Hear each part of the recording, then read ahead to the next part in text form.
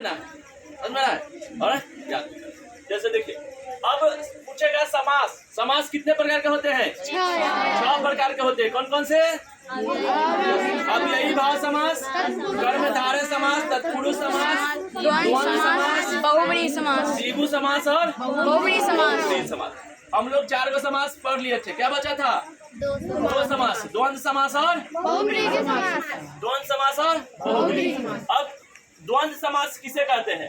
तो जिस समास में दोनों पद प्रधान होते हैं, 2 पद होगा, दोनों की प्रधानता होगा, दोनों का महत्व होगा, उसे क्या कहेंगे?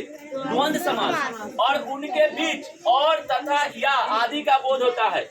उसके बीच में क्या बोध होगा? और तथा या आदि का बोध होगा, उसे कहेंगे द्वंद्व समास। जैसे माता पिता, माता पिता के बीच में किसका बोध होगा? माता और पिता। सुख दुख, सुख तथा सुख और दुख, दिन रात, दिन और रात, इसे क्या कहेंगे? द्वंद्व समास के उदाहरण है। किसका उदाहरण है? द्वंद्व समास।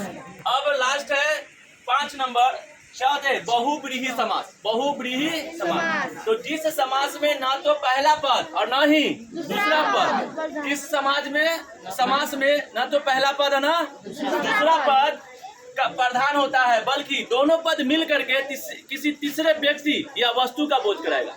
दोनों पद मिल करके क्या करेगा? किसी तीसरे व्यक्ति या वस्तु का बोध कराता है, उसे क्या कहते हैं? बहुव्रीहि समास। कैसे? चतुर्भुज। चतुर्भुज मतलब जिसके भुजाएं 4 हो, उसे क्या कहेंगे? चतुर्भुज। और चतुर्भुज को क्या कहते हैं?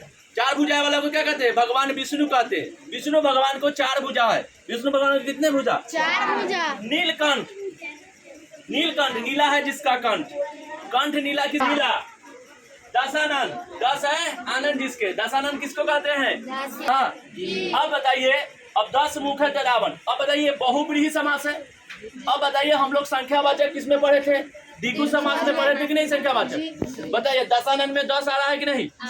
अगर ऑप्शन में बहुव्रीहि समास न दे करके पूछेगा दशानन निम्न में से कौन से समास का उदाहरण है, ऐसे पूछ देगा क्वेश्चन। दशानन कौन से समास का उदाहरण है? उदाहरण है। अब दशानन कौन से समास का उदाहरण है? तो हम कहेंगे द्विगु समास। द्विगु समास, कर्मधारय समास, कर्मधारय समास। तीसरा देंगे द्वंद्व समास, द्वंद्व समास। और चौथा देंगे तत्पुरुष समास, तत्पुरुष समास। अब बताइए, द्विगु समास क्या बताता है? संख्या का बोध कराता है कि नहीं? द्विगु समास। द्वंद्व समास क्या करता है? पहला दूसरा दोनों पद प्रधान होता है, जैसे माता पिता भाई बहन। कर्मधारय समास क्या होता है? इसमें दूसरा पद प्रधान होता है, और पहला और दूसरा क्या करता है? एक दूसरे के विशेषता को बताता है। अब तत्पुरुष समास में क्या होता है? पहला पद दूसरा पद प्रधान होता है, इसमें दूसरा पद प्रधान होता है।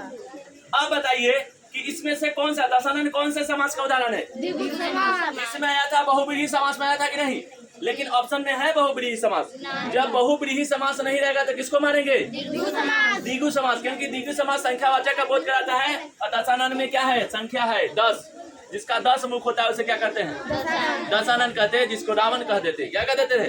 दशानन, रावण को कहा जाता है। अब बताइए, समझ में आया कि नहीं? कैसे? ऑप्शन पर जाएगा। किस पर जाएगा? अगर यही द्विगु समास नहीं रहता तो इसमें कौन से समास दिया जाता ऑप्शन में? बहुव्रीहि समास। बताओ, समास समझ में आया? अब क्या करना है? ये 5 जो समास हम लोग पढ़े हैं, 6 जो समास पढ़े हैं, 6 को क्या करना है? याद कर लेना है।